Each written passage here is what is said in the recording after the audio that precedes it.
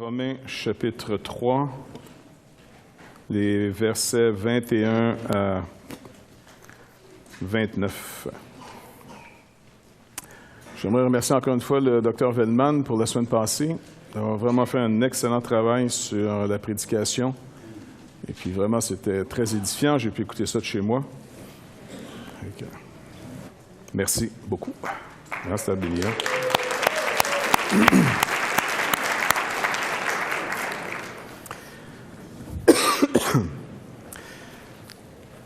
Mais maintenant, sans la loi, est manifestée la justice de Dieu, à laquelle rendent témoignage la loi et les prophètes. Justice de Dieu par la foi en Jésus-Christ pour tous ceux qui croient. Il n'y a point de distinction. Car tous ont péché et tous sont privés de la gloire de Dieu, et ils sont gratuitement justifiés par sa grâce, par le moyen de la rédemption qui est en Jésus-Christ. C'est lui que Dieu a destiné, par son sang, à être pour ceux qui croiraient victime propitiatoire, afin de montrer sa justice parce qu'il avait laissé impunis les péchés commis auparavant, au temps de sa patience, afin, dis-je, de montrer sa justice dans le temps présent, de manière à être juste, tout en justifiant celui qui a la foi en Jésus. Où donc est le sujet de se glorifier, il est exclu. Par quelle loi? Par la loi des œuvres? Non, mais par la loi de la foi. Car nous pensons que l'homme est justifié par la foi, sans les œuvres de la loi. Ou bien Dieu est-il seulement le Dieu des Juifs? Ne l'est-il pas aussi des païens? Oui, il l'est aussi des païens, puisqu'il y a un seul Dieu qui justifie par la foi les circoncis et par la foi les incirconcis. Donc, dans cette première portion, comme encore une fois, Dr Velman l'a bien rappelé la semaine passée, la vérité ayant été libérée, parce que dans un premier temps, Paul nous dit que les hommes, à cause de leur injustice et leur impiété, gardent la vérité captive, l'empêchent, en d'autres mots, de mettre en lumière le problème que Dieu veut régler. Et le problème, Paul le met clairement, c'est qu'on est devenu plutôt des adorateurs d'idoles plutôt qu'un adorateur de Dieu. Dieu seul créateur digne de notre adoration. OK, donc ça, c'est vraiment la vérité centrale que Paul veut souligner. On ne veut pas voir qu'on se confie en tout sauf Dieu. Et souvent, quand on se confie en Dieu, c'est que tous les autres moyens nous ont lâchés. Et c'est malheureux, mais c'est comme ça que beaucoup d'entre nous, on vient à Christ lorsqu'il n'y a plus rien d'autre qui tient. Mais ça va rester un combat d'une vie pareille, parce que tant qu'on va être dans cette chair, même né de nouveau, notre tendance naturelle va être facilement de retourner à des idoles plutôt qu'au Seigneur. C'est tout à fait, je dirais pas naturel, mais c'est dans les normes, si on peut dire. Et ça va être à nous de défier cette norme sans arrêt, d'apprendre à abandonner continuellement nos idoles, comme Paul le dit aussi aux Thessaloniciens, se détourner de nos anciens espoirs pour se tourner vers celui qui ne déçoit absolument pas.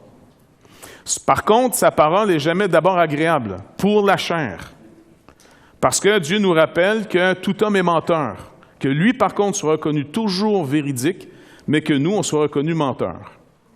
Puis le raisonnement, finalement, que Paul veut montrer, surtout dans l'Épître aux Romains, dans cette première partie, c'était que même ceux qui ne font pas, par exemple, le mal, entre guillemets, vous vous rappelez de cette section où il dit « Mais toi qui juges et qui fais les mêmes choses. » Donc, comment finalement quelqu'un qui dit, par exemple, « Moi, je ne fais aucun adultère », Paul pourrait dire « Mais toi qui fais les mêmes choses. »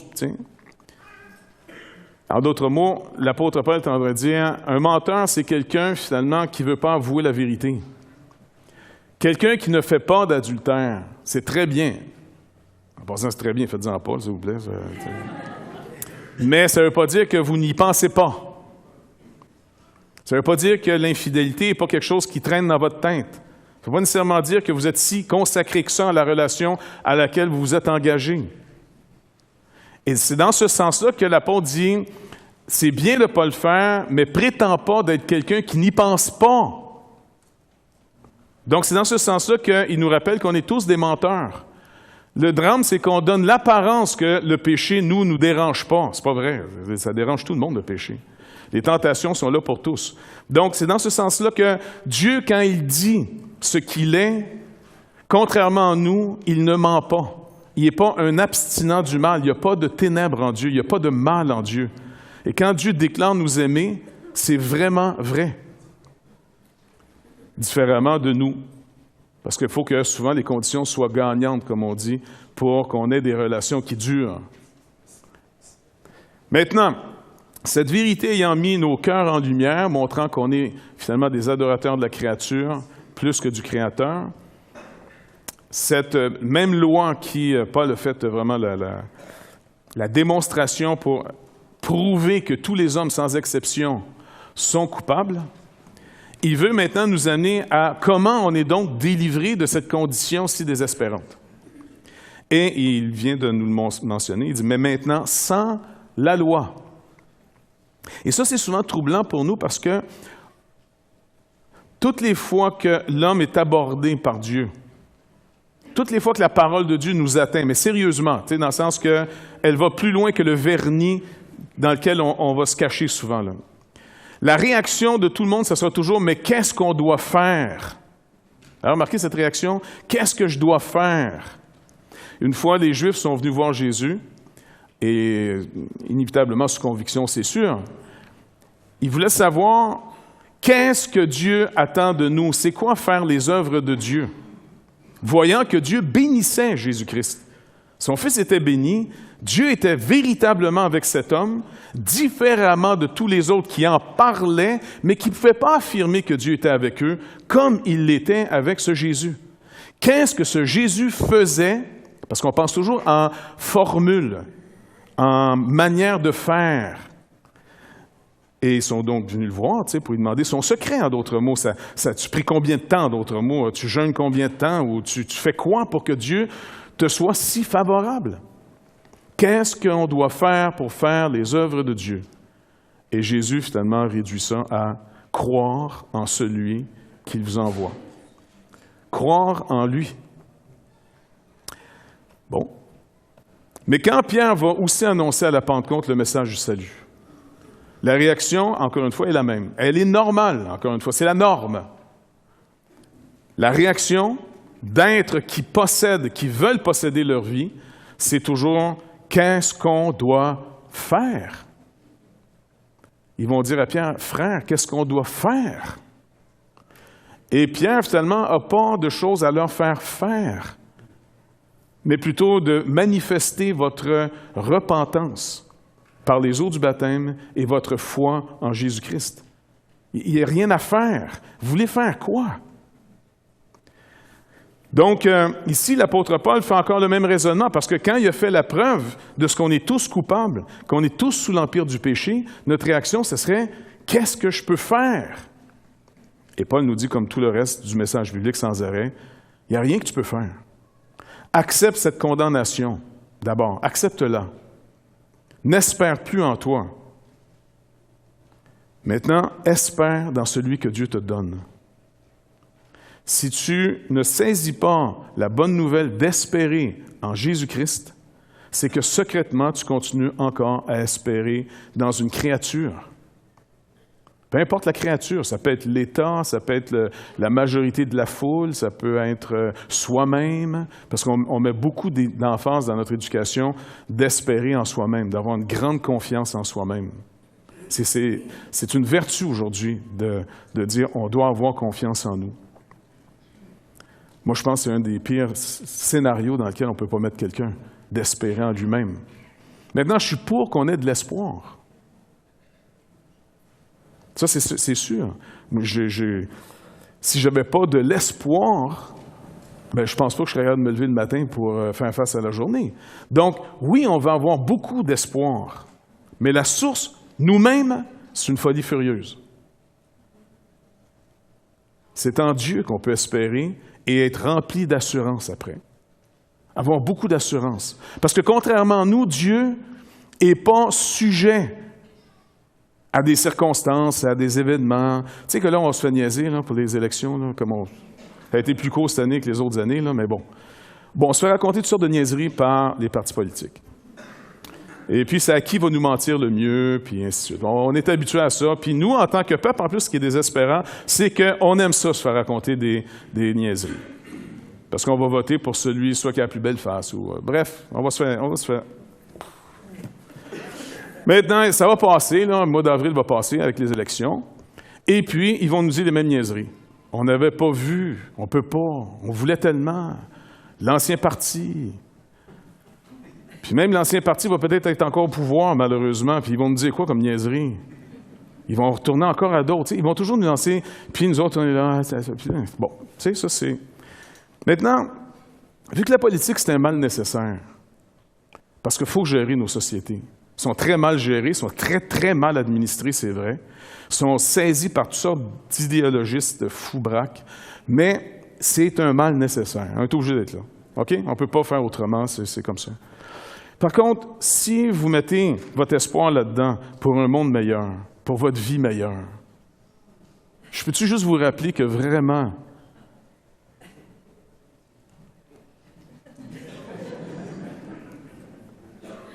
il n'y a même pas de qualificatif vous nommer.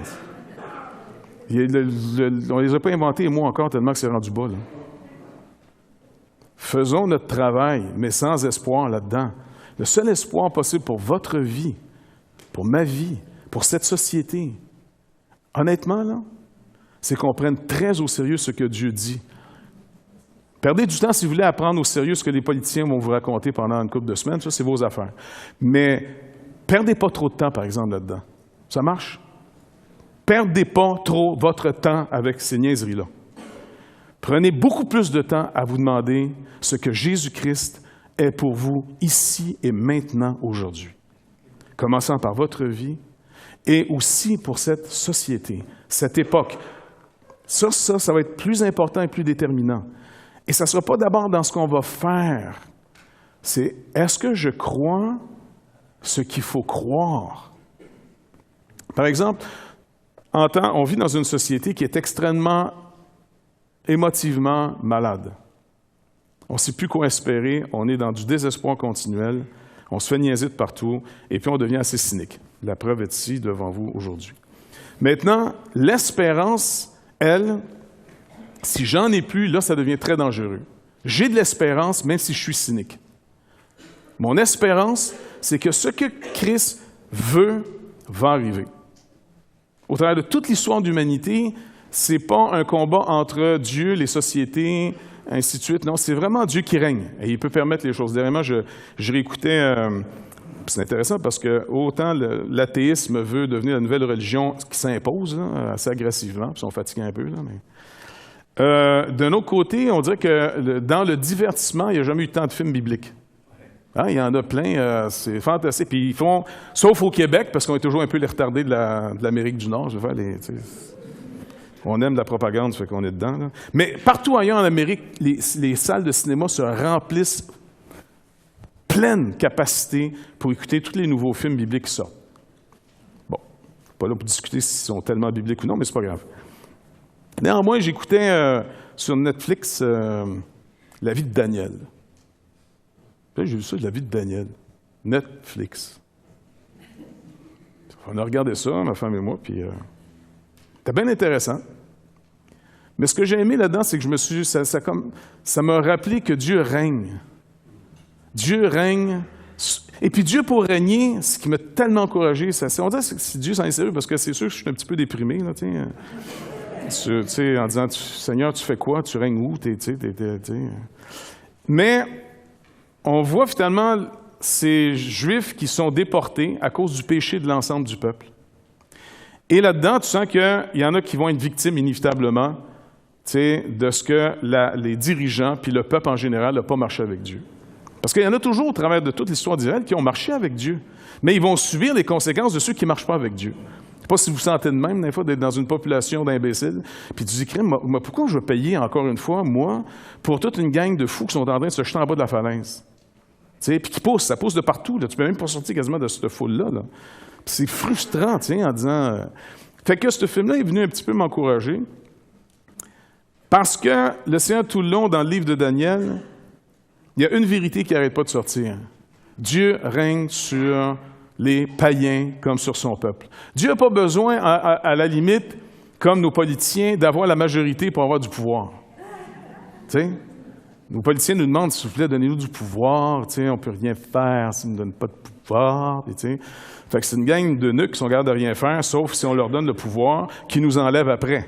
C'est quand même intéressant. Donnez-nous le pouvoir, mais donnez-nous-le. Vous l'aurez pu après. Tu comprends? Bref, quand je regarde ça, je me dis, écoute, Seigneur, rappelle-moi que tu règnes. S'il vous plaît.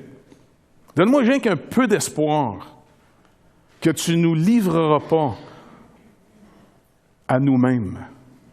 C'est déjà bien parti, par exemple. Que tu ne nous livreras pas. Tu sais, c'est comme les messages, il les a livrés à leur propre cœur. Livrés à nous-mêmes. C'est une horreur, ça. C'est la pire forme de châtiment et d'humiliation, je pense, qu'on peut avoir dans cette vie. Comme si Dieu dit, tu penses que tu l'as l'affaire? Tu veux toujours marcher dans tes voies? Bien, marche dans tes voies. Je te livre à ton propre cœur. Et il nous décrit qu'est-ce qu'on va faire de tout ça. Et donc, dans ces circonstances, on voit d'abord Nabuchodonosor, un monarque, un puissant hors du commun. Je veux dire, le gars, il va conquérir le monde, c'est des projets, c'est un mégalomane, le gars, je veux dire. Et on se rappelle finalement que Nabuchodonosor avait fait un songe. Le problème, c'est qu'il voulait avoir l'interprétation du songe, mais en bon paranoïaque et avec raison, il ne faisait pas du tout confiance à ces hommes, à ceux qui disent interpréter les songes. Alors, pour être bien sûr qu'on donne la bonne interprétation de la part des dieux, puis il y a une bonne logique, le bonhomme, en disant, écoutez, si vous êtes capable d'avoir contact avec les dieux pour avoir l'interprétation, vous êtes sûrement capable d'avoir aussi le songe lui-même. Donc, je veux et le songe que j'ai eu et son interprétation. Fait que c'est sûr que c'est la panique à bord, pas vrai? Tous les sages en question sont tous là. Écoute, roi, aussi puissant que tu peux être, il n'y a jamais un roi qui a demandé une affaire comme ça. Ça n'a pas de sens. Tu ne peux pas nous demander le songe en plus. Ah non, pourquoi? Je veux le songe et son interprétation. Comme ça, on va être bien sûr que ce que vous allez me dire de l'interprétation, c'est vraiment vrai.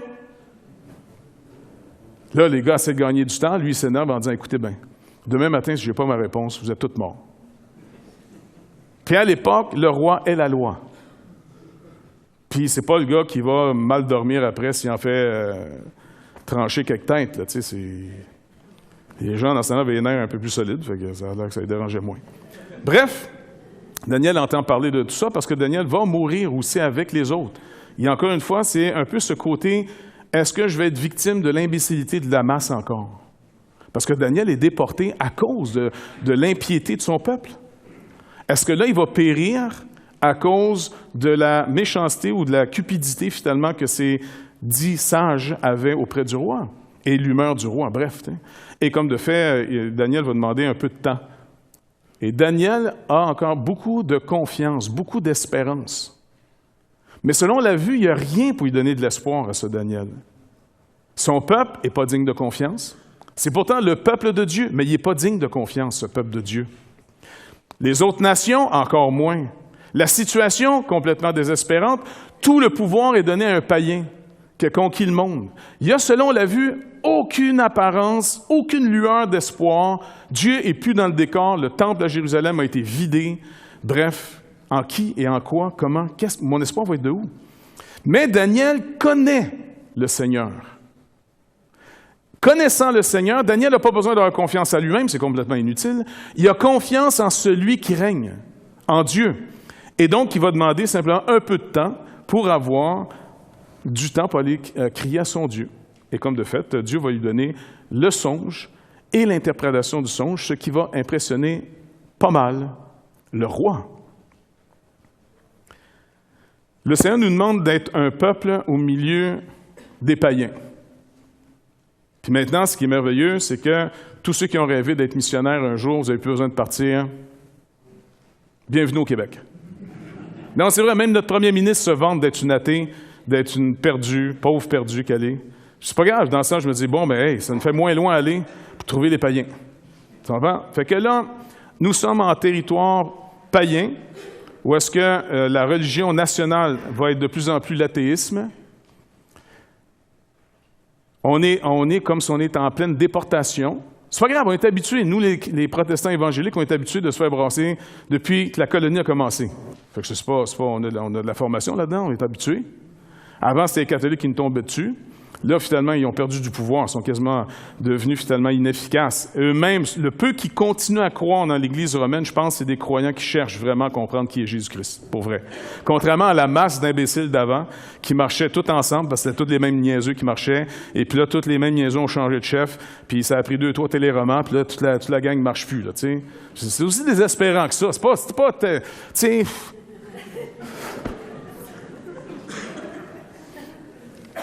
Non, mais quand les gens osent dire « nous sommes un grand peuple », de quoi?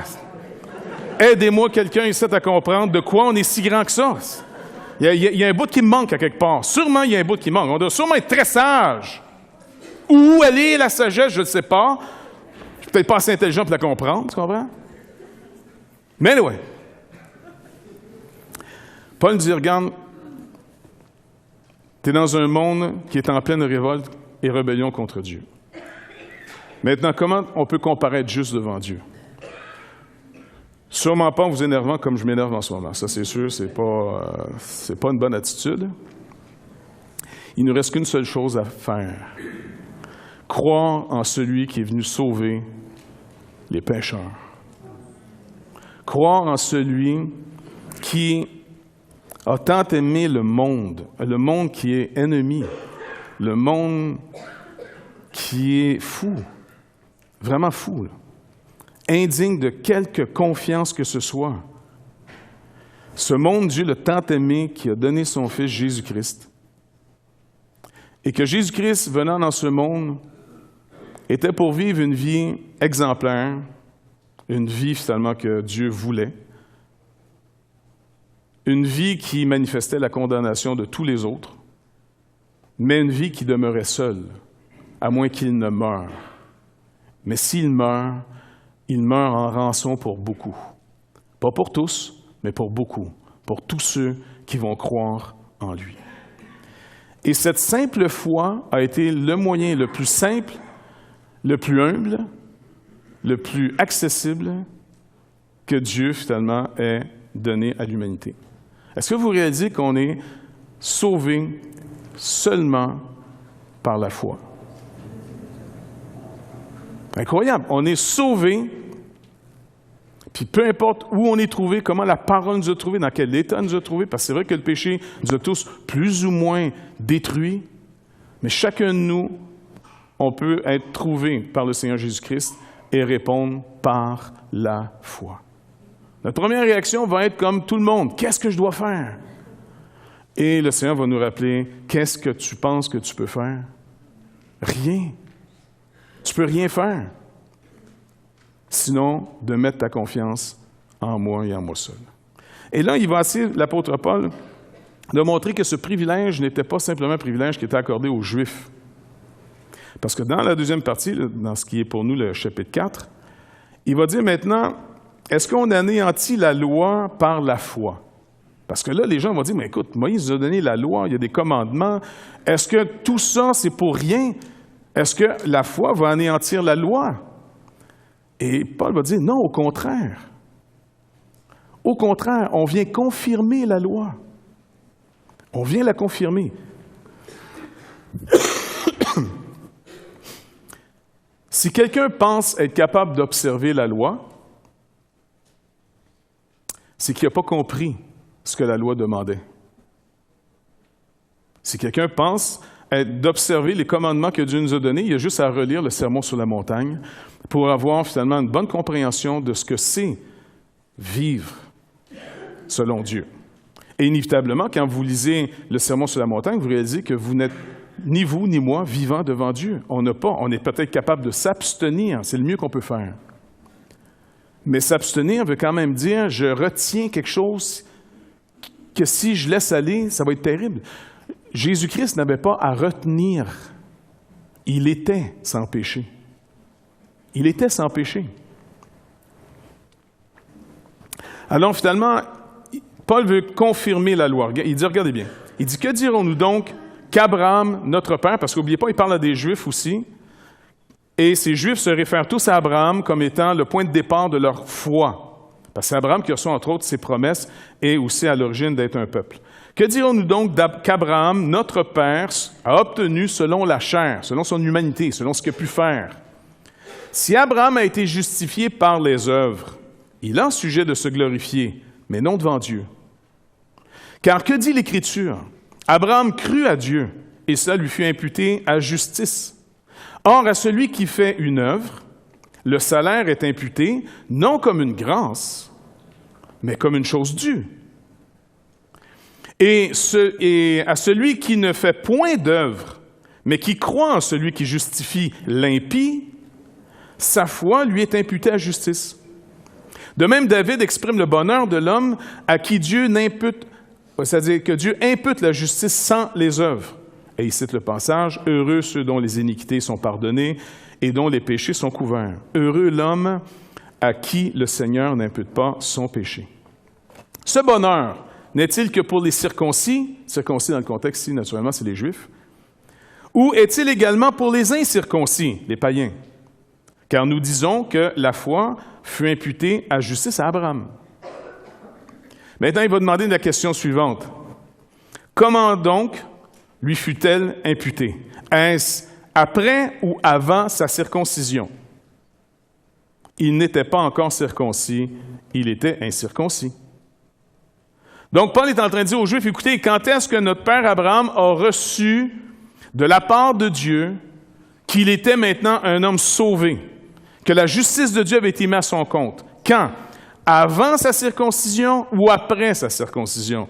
Et tous ceux qui connaissent leur histoire savent qu'Abraham a été, dans le sens imputé à justice, a cru en Dieu avant sa circoncision. Donc, il est en train de dire, le gars n'était pas circoncis. Inévitablement, c'est comme si Dieu veut montrer qu'il fait de cet homme le père des circoncis comme des incirconcis. Sur quelle base? Sur la seule base de la foi. C'est tout. Abraham a simplement fait confiance à Dieu. Il a cru. Ça s'arrête là. Il a juste cru. Et il reçut le signe de la circoncision. La circoncision était un signe. Ce n'était pas une œuvre à faire pour mériter la justice de Dieu. C'était le signe de ce qu'on est dans une alliance avec Dieu, que Dieu a promis de faire quelque chose pour nous.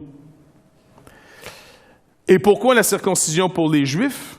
C'était pour en faire un peuple mis à part, mais pas pour être sauvé par les œuvres. Jamais les Juifs ont été sauvés par les œuvres. Jamais personne n'a été sauvé par les œuvres. Vous allez me demander donc, mais à quoi sert la loi? Paul nous l'a dit un peu plus tôt, la loi servait à rendre évident le péché. Maintenant, comment quelqu'un peut être convaincu d'être un pécheur à moins que tu lui fasses la preuve par des transgressions? S'il n'y a pas de loi, les gens peuvent simplement dire, ben écoute, c'est ton point de vue, ça.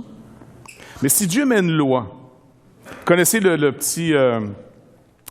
c'est quand les dentistes veulent montrer aux enfants comment se brosser les dents.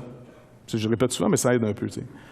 Comment ils font? Ils disent aux enfants, OK, brossez-vous les dents. Puis là, tous les enfants sont sûrs que se sont bien brossés les dents.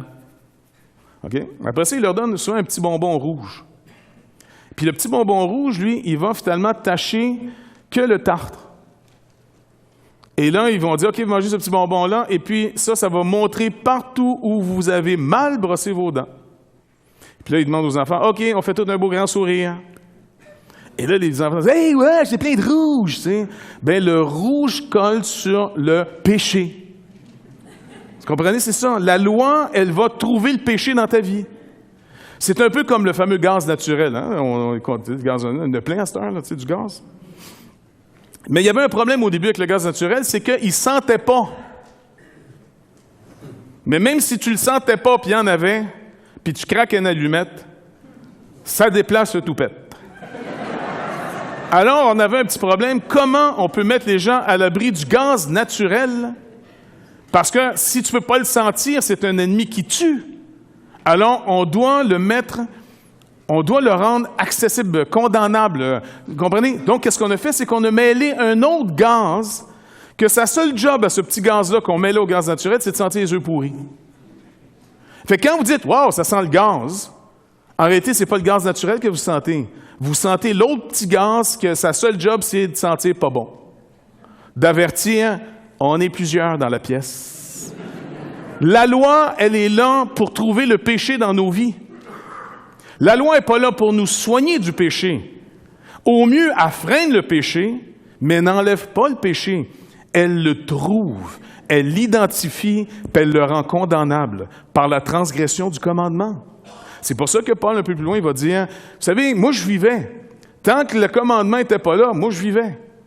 Mais quand le commandement est arrivé, c'est cette ordonnance qui disait, par exemple, tu ne convoiteras point, alors quand j'ai entendu le commandement, je suis mort.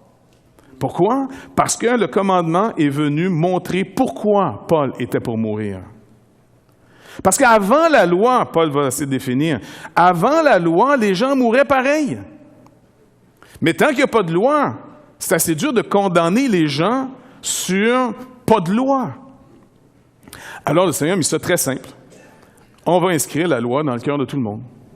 Dès le moment qu'on a mangé l'arbre de la connaissance du bien et du mal, on a perdu la lumière de Dieu. Dieu, on n'avait connu Dieu que bon, que favorable à notre égard. Tout pour nous. Dans le jardin, Dieu était tout pour nous. Il y a une alliance, il était littéralement notre vie. Alors, on vivait de lui, on vivait par lui, on vivait pour lui, et c'était normal. Jusqu'au moment où on mange l'arbre de la connaissance du bien et du mal, et que là, on est séparé de ce Dieu. Mais le problème, c'est qu'on n'est pas géographiquement ailleurs. On est éthiquement séparé de lui. Et là, Dieu, soudainement, devient menaçant. En passant, avec raison. Avec raison. Dieu est extrêmement dangereux et menaçant. Il faut toujours se rappeler que si Dieu n'a pas épargné son Fils unique, si Dieu n'a pas épargné son propre Fils, et que l'Épître aux Hébreux nous rappelle, si nous négligeons un si grand salut. Il n'a même pas dit tu es en guerre contre ça, tu ne veux rien savoir, tu attaques les églises, tout ça. Là. Non. C'est pas faire ça. Il dit simplement que tu fais ta vie et tu ne te casses même pas la tête d'y penser. Il dit comment échapperons-nous? Comment échapperons-nous en négligeant un si grand salut? Dieu, j'aimerais juste nous le rappeler, tant qu'on n'a pas trouvé Jésus-Christ, je vous le dis, Dieu est extrêmement dangereux et menaçant. Fait que si dans votre conscience, Dieu vous fait peur, essayez pas de détruire votre conscience en pensant que c'est votre conscience qui est le problème. Votre conscience a raison d'avoir peur de Dieu, tant et aussi longtemps que vous n'avez pas trouvé Jésus-Christ. C'est en Jésus-Christ qu'on trouve la paix avec ce Dieu. En dehors de Jésus-Christ, Dieu n'est pas reposant. Dieu n'est pas une bonne nouvelle pour l'homme naturel. Et je vous le dis, c'est avec raison que les athées de ce monde, ou les agnostiques, ou les gens qui veulent simplement garder leur vie pour eux-mêmes, c'est la forme d'idolâtrie que le péché produit, ils ont raison, ils comprennent mieux souvent que bien des chrétiens. Ou bien Dieu meurt, ou bien nous mourrons. Alors ils ont préféré que ce soit Dieu qui meure. Dieu est intolérable dans une société qui a décidé de vivre que pour elle-même. Dieu est quelque chose d'intolérable. Quelqu'un qui a décidé de vivre sa sexualité comme bon lui semble, Dieu est intolérable dans cette société. Si quelqu'un a décidé de vivre ses affaires comme bon lui semble, Dieu est intolérable dans cette société. Si quelqu'un a décidé de vivre ses engagements comme bon lui semble, Dieu est intolérable dans cette société. Si quelqu'un a juste l'intention de vivre la vie comme bon lui semble, Dieu est intolérable et très menaçant. Avec raison. Fait que moi, je trouve que ces gens-là, des fois, ils ont raison. Ou ils ont tort, c'est d'essayer de tuer Dieu, de l'éliminer de l'équation. Il ne s'élimine pas. Il était avant la création. Il est l'auteur de la création. Il va être après la création. Il est. Vous allez faire quoi de ce Dieu qui est? Il est là, point final. Et le peu de bon sens qui nous reste nous dit, on a un gros problème. Dieu est un gros problème. Et c'est vrai. Tant et aussi longtemps qu'on n'a pas trouvé la paix qu'il nous propose en Jésus-Christ et en Jésus-Christ seul. Dieu nous a donné son Fils, Dieu qui aime l'humanité, qui tremble devant lui avec raison. Dieu qui a tant aimé ses ennemis, les impies, les pécheurs de ce monde, a donné son Fils unique afin que quiconque croit en lui ne périsse point. Dieu a fait tomber le châtiment de nous tous sur lui. Ce châtiment qui produit la paix. Pas de châtiment, pas de paix. Comment on peut avoir accès à cette paix? Pas parce qu'on peut faire. Parce que plus on va essayer de faire des œuvres de la loi pour s'éloigner de ce Dieu, plus notre dette augmente en réalité. Plus on est en train de crier notre incrédulité à l'amour que Dieu nous a manifesté en Jésus-Christ. Si je me confie en quoi que ce soit d'autre, la loi, moi-même, la religion, peu importe, plutôt qu'en Jésus-Christ, je suis en train de dire, je suis incrédule de l'amour de Dieu. Je ne crois pas qu'il m'aime. Je n'ai pas d'autre alternative. Ceux qui vont vivre et qui vont triompher de cette menace réelle, c'est ceux qui auront trouvé leur salut en Jésus-Christ et en Jésus-Christ seul, par la foi. Puis Abraham a reçu finalement ce signe qui avait été justifié de Dieu parce qu'il avait cru. Et Paul, en finissant cette section-là, je vais faire rapidement, il va l'illustrer en montrant que les héritiers du monde, les héritiers de Dieu, verset 13, en effet, ce n'est pas par la loi que l'héritage du monde a été promis à Abraham ou à sa postérité. C'est par la justice, par la foi ou de la foi. Car si les héritiers le sont par la loi, par un principe de mérite quelconque, la foi est vaine et la promesse est anéantie. Parce que la loi produit la colère et que là où il n'y a point de loi, il n'y a point non plus de transgression. En Jésus-Christ, il n'y a plus de loi. En Jésus-Christ. C'est pour ça qu'en Jésus-Christ, il n'y a plus de condamnation. C'est pourquoi les héritiers le sont par la foi, pour que ce soit par grâce, afin que la promesse soit assurée à toute la postérité, non seulement à celle qui est sous la loi, donc les Juifs, mais aussi à celle qui a la foi d'Abraham, le restant du monde païen. Quiconque, sur la face de ce globe, peu importe sa condition, peu importe son état, peu importe sa classe sociale, peu importe, sans aucune exception, mieux, sans distinction, quiconque veut vienne.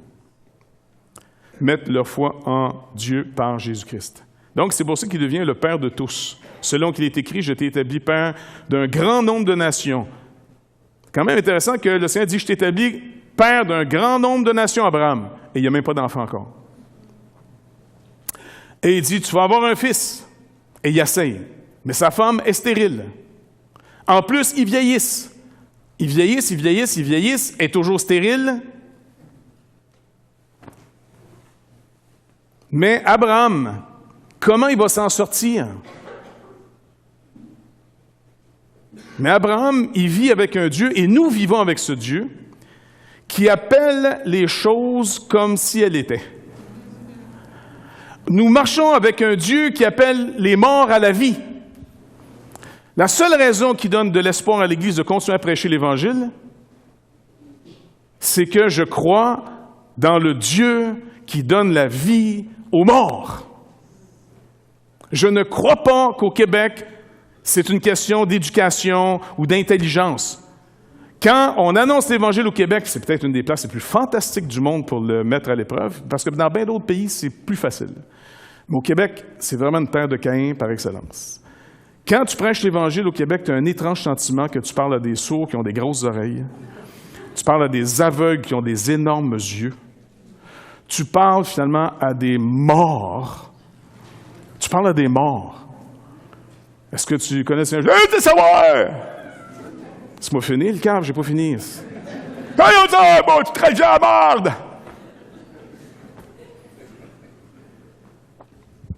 Fait que le Seigneur dit, prêche. Caroline, Seigneur, tu me niaises-tu ou quoi, tu sais? Non, vas-y.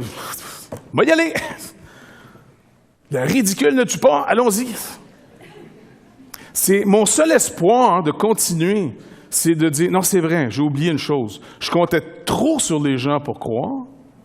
Je comptais trop sur moi pour les convaincre. J'entre dans le repos. je vais continuer à prêcher cette folie furieuse à des morts, sourds, aveugles, insensibles. En plus, le peu qui ont dans d'eux autres s'attaillit, mais je vais annoncer ton évangile, je vais voir ce que tu peux faire. Ça va être intéressant, on va avoir l'éternité pour en parler. Pour l'instant, c'est plate un peu, mais je me réjouis d'avance de voir comment tu vas faire. À toutes les fois, tu vas convaincre quelqu'un que tu vas lui donner à un mort la vie parce qu'on a annoncé ton évangile. On va continuer. Puis le Seigneur dit, « Hey, je t'ai mis dans une place du fun, c'est plate quand tout le monde répond. » J'aimerais ça. Non, tu vas voir. Là, il n'y a personne qui veut répondre. C'est un désert. Et puis, ils sont tous... Non, ils veulent tout. En plus, je permets à ce qu'il y ait plein de petits roquets qui jappent là, sans arrêt ces ondes de TV puis de radio contre moi. Là. Vas-y. Puis, ouais, mais tu peux pas le fermer la gueule? Non, mais non. Oui, mais c'est désespérant. Tout le monde est en train de devenir plus cave que cave. Là. C'est excellent. Excellent. On voit bien que tu n'es pas de ce bas-site de la clôture. Tu vas voir? Tu sais, non. On garde le fun pour la fin. C'est comme des Smarties. Tu gardes les rouges à la fin. C'est OK, on va continuer. C'est Dieu va t'ouvrir d'autres portes. Autant que tu veux, j'ai l'impression que ça fait juste japper plus fort. Mais je vais te faire confiance, Seigneur. Quand je te dis ça, c'est que j'ai plus confiance. Donc, je te fais confiance. Je vais continuer. Parce qu'Abraham lui-même, quand il regardait sa femme, ça ne devait plus l'inspirer tellement. Non, mais c'est pas qu'elle était pas belle, elle était très belle. Mais elle était stérile. Lui, il vieillissait, ça fait 25 ans qu'il essaye. Je veux dire, c'est comme Dieu dit, tu as un fils, tu vas être père de bien des nations. Je commencerai juste avec un garçon. Puis c'est ça. Fait que le soir, quand il devait voir sa femme, tu penses que c'était Sarah. Ma Sarah. Un petit peu d'évangélisation ce soir. Moi, je suis sûr qu'elle-même devait dire Abraham. Oublie ça. Donc, espérant contre toute espérance. Parce qu'on peut arriver à ça. Ça arrive. Le Seigneur peut nous amener à tout ce qui peut allumer, tout ce qui peut stimuler, des fois, ne fait plus effet. Fait qu'Abraham, selon la vue, son corps, sa femme, la situation, le temps, tout était venu à ne plus stimuler cette foi. Il était finalement devant le choix de soit aller dans l'incrédulité ou de persévérer dans ce que Dieu dit. Et il n'y a pas d'autre option là. Donc, espérant contre toute espérance, il crut en sorte qu'il devint père d'un grand nombre de nations, selon qui lui a été dit, telle sera ta postérité. Et sans faiblir dans la foi, ne considérant point que son corps était déjà usé, puisqu'il avait près de 100 ans, et que Sarah n'était plus en état d'avoir des enfants, il ne douta point, par incrédulité, au sujet de la promesse de Dieu, mais il fut fortifié par la foi. Dieu n'abandonne pas celui qui espère en lui, à lui-même. C'est ça qui est l'histoire d'Abraham, c'est pas qu'Abraham n'a pas eu de temps de se demander coudon.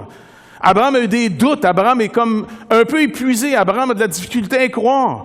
Mais Dieu n'abandonne pas celui qui a mis sa foi en lui. Il va la nourrir cette foi, il a fortifié la foi d'Abraham. Ayant la pleine conviction que ce qu'il promet, il peut aussi l'accomplir. Le Seigneur nous a promis une chose.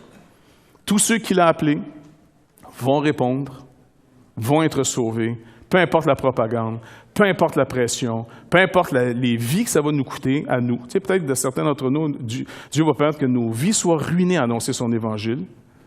C'est pas grave, on est sauvés. Le Seigneur va fortifier notre foi, il va nous encourager à continuer de l'avant, et bientôt dans l'éternité, devant lui, loin de tous ces roquets qui crient, qui jappent, on va se réveiller en disant « Wow! Hey, tu m'as amené jusqu'ici, Seigneur.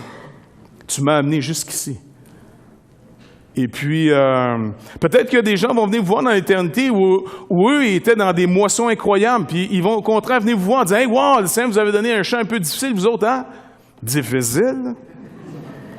C'est pas le mot, mon pauvre toi. Non, mais, tu sais, Pas facile, disons. Pas facile. Désespérant. Désespérant. Mais, tu sais, vous aviez la foi. Ben, disons, on avait Jésus. C'est arrangé pour qu'on la garde. Parce qu'à un moment donné, ça ne me tentait plus, m'en doute. Êtes-vous sérieux? Ben, vu que là, tout est fini, on peut bien te le dire, là. Oui, mais quand même, vous n'avez pas vu cette moisson incroyable que Dieu vous donnait à la fin? Ouais, je sais bien, mais c'est 6 mois avant que je meure. Je n'ai même pas eu le temps d'en profiter, tu vois. C'est pas grave, regarde. De toute façon, regarde, tu n'as eu pas besoin de t'en occuper. C'est vrai, ça au moins, j'ai eu ça, tu sais. On est dans un temps pas agréable. Les arrogants, les méchants, les contre-dieux sont très populaires. Ça sort le pire côté, finalement, des croyants tièdes, qui sont tellement chipettes, ils ont tellement peur qu'il y en a que ça fait 20 ans qu'ils sont dans le même job. Il n'y a personne qui sait encore qu'ils sont chrétiens, tellement qu'ils sont très en train de préparer le terrain. Il va-tu être prêt, le terrain, à un moment donné, tu comprends-tu? Fait que, tu sais, on est dans un temps où est-ce que c'est pas facile, c'est pas agréable, mais ça vaut la peine.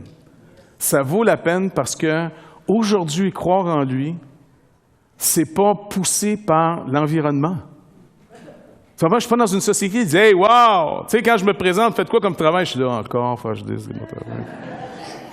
Mais on va juste aux États-Unis, quand je passe, ils vont dire « What do you do as a job? I'm a pastor. » Oh, yeah, that's great. Pastor, you sure? Ah ouais, ils trouvent ça normal, eux autres. Je repasse les lignes, faites quoi? Pasteur. Pasteur.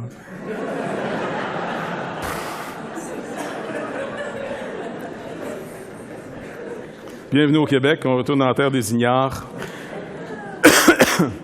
Fait que, tout ça pour vous dire que si aujourd'hui, ma foi est mise au rang de ceux finalement qui étaient désespérés au travers de toute l'histoire de l'Église, puis aujourd'hui, quand je lis leur vie après, puis de voir finalement que le Seigneur, pas eux, juste eux se tournant vers le Seigneur pour dire « Viens à mon secours », afin que je te reste fidèle.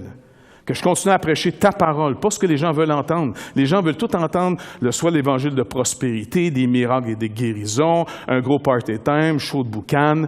Je dis, Seigneur, m'a prêché ton évangile, tu sais qu'il n'est pas winner. Mais je te demande à toi, s'il vous plaît, à toi de fortifier ma foi. Je veux vivre ça devant toi, pas devant la masse, pas devant la foule, pas devant la popularité. Je veux le vivre devant toi, puis quand tu vas décider que c'est assez, que tu vas venir me chercher, écoute, je ne sais pas comment tu peux faire, mais j'aimerais vraiment ça entendre. Puis là, je parle à quelqu'un de tout-puissant. J'aimerais ça entendre entre bon et fidèle serviteur, dans la joie de ton maître. Je veux entendre ça, Seigneur. Et je ne m'adresse pas à moi là, pour le dire. Je m'adresse à toi qui es tout-puissant, qui peut faire arriver des choses qui n'existent même pas. Toi, Seigneur, qui nourris la foi d'Abraham, qui l'a soutenu et qui a fait de cet homme qui était tout aussi peureux que n'importe qui d'autre, en a fait un homme dont tu es fier de dire « Voici, cet homme, c'est mon ami. » Ça, Seigneur, ça serait une vie couronnée de gloire. Mais pour que ça arrive, toi et moi sachons très bien une chose, on peut juste compter sur toi pour que ça arrive. Mais par contre, on peut compter sur toi. Car tu peux transformer des peureux, des lâches, des infidèles, des incapables. Tu peux en faire des saints. Tu peux en faire des hommes et des femmes d'intégrité à ton image. Tu peux en faire des gens qu'on ne comprendra pas d'où vient leur courage, leur foi, leur espérance, leur joie. Et on va entendre de leur bouche « Gloire soit à Dieu et à Dieu seul ». Le païen ne comprendra pas du tout, mais le saint va comprendre. Et ça va fortifier aussi sa foi. Ça vaut la peine, surtout quand, en apparence, ça ne vaut pas la peine pantoute. Dieu est fidèle, lui qui appelle les morts à la vie, lui qui parle de choses qui n'existent pas comme s'ils existaient. Il parle de nous comme il parle à des princes. Il parle à des gens qui disent « Êtes-vous contents, vous allez habiter une nouvelle terre, un nouveau cieux, là va habiter la justice. On va être ensemble pour l'éternité. » Vous allez vous rappeler de ce que vous vivez, juste comme un vague petit souvenir. Et vous allez vous rappeler de ma fidélité, ma bonté. on va avoir l'éternité pour le célébrer. Dieu parle de ces choses. Pour eux, c'est une réalité. C'est réglé. Tout est réglé. Et il nous encourage. Restez dans mon repos. Entrez dans mon repos pour ceux qui ne sont pas encore rentrés. Entrez et restez-y. Demeurez ferme dans cette grâce. Je vais fortifier votre foi. Tournez le regard vers moi et rayonnez de joie. Ça, c'est Abraham. Amen. Seigneur, on veut te remettre nos cœurs ce soir, aujourd'hui. Nos cœurs, Seigneur Dieu, car de ces cœurs, de notre cœur, viennent toutes les issues de notre vie. Et c'est toi-même qui nous le demandes. Mon fils, donne-moi ton cœur. Seigneur, d'abord, je veux te remercier pour ta fidélité, ta bonté, ta grande patience. Te remercier, Seigneur Jésus, entre autres pour cette parole que tu as fait mettre par écrit, afin qu'on puisse la lire et qu'on a en abondance aujourd'hui. Et de revoir ces histoires de ceux qui, dans le passé, ont marché avec toi et qui ont rendu manifeste une vérité, toujours dans un monde hostile, même au milieu de ceux qui se nomment ton peuple, beaucoup d'infidélité, mais pour tous ceux qui ont espéré en toi, Seigneur Dieu, pour tous ceux qui t'ont cru, tu ne les as pas abandonnés à eux-mêmes, mais tu as nourri leur foi, jour après jour, comme la manne cachée, à tous les jours tu leur en donnais. Comme ce breuvage, Seigneur Dieu, qui sortait du rocher, tu désaltérais leur soif, tu nourrissais leur espoir, tu donnais une joie que le monde ne peut pas connaître. Oui, en face de nos adversaires, tu as mis une table de mets succulents qui sont pour nous. Notre coupe, Seigneur Dieu, tu l'as remplie pour qu'elle déborde. Et notre teinte, tu l'as oint d'une huile de joie. Car, Seigneur Jésus, tu nous as invités à ton règne. Tu nous as invités à ta mort, car c'est nos péchés que tu as portés. Nous sommes ton péché, Seigneur Jésus. Je suis ton péché, Seigneur. Mais toi, Seigneur, en Jésus-Christ, tu es devenu ma justice. Si moi, je suis devenu ta mort, toi, tu es devenu ma vie. Tu es devenu ma justice, tu es devenu ma rédemption, tu es devenu mon espérance, tu es devenu tout, Seigneur Jésus. Et non seulement pour moi, mais pour tous ceux qui espèrent et qui croient en toi ici, Seigneur. Et pour toi, tu nous parles déjà de ces réalités qui sont finalisées, comme quand tu parlais à Abraham et qui déjà voyait ton jour. Il avait cru en toi. Alors, peu importe si le monde entier de l'époque vivait sous l'idolâtrie la plus crasse, il t'avait connu, Seigneur, et te nourrit cette fois jusqu'à la fin. Au point que le jour que tu as demandé ce fameux fils quand tu en as accordé un, et que tu lui as dit, maintenant, donne-moi ton fils, ton unique, celui que tu aimes. On voit que le texte nous dit qu'Abraham, sans même hésiter, sans crainte, il est venu te l'offrir. Et l'Épître aux Hébreux nous rappelle que parce qu'il te connaissait comme étant celui qui peut ressusciter les morts, celui qui est devant aucune limite. Nous ne serons pas des limites, Seigneur Dieu, pour toi. Les circonstances du temps ne sont pas des limites, contrairement à ceux qui nous promettent toutes sortes de choses en ce moment. Ce que tu dis, tu le fais, et c'est déjà réglé pour toi.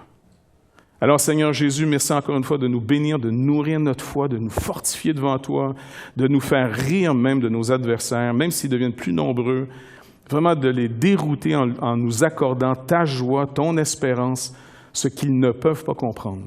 Et ce que notre propre chair ne peut pas comprendre non plus. Mais que notre homme intérieur, puissamment fortifié par le Saint-Esprit, lui comprend très bien. Alors, Seigneur Jésus, merci encore une fois de nous avoir non seulement invités à ton salut en Jésus-Christ, mais de marcher avec toi dans cette vie. Et s'il faut, de souffrir avec toi, afin de régner avec toi, pour toujours. Merci, Père, dans le précieux nom de Jésus, pour ton amour. Merci, Saint-Esprit de Dieu, d'être au milieu de nous et de donner à nos yeux de voir, à nos oreilles d'entendre ta parole et d'avoir enlevé ce cœur de pierre, de mettre un cœur de chair à la place, selon ta promesse. Merci énormément, Père, dans le précieux nom de Jésus. Amen. Bonne semaine, tout le monde.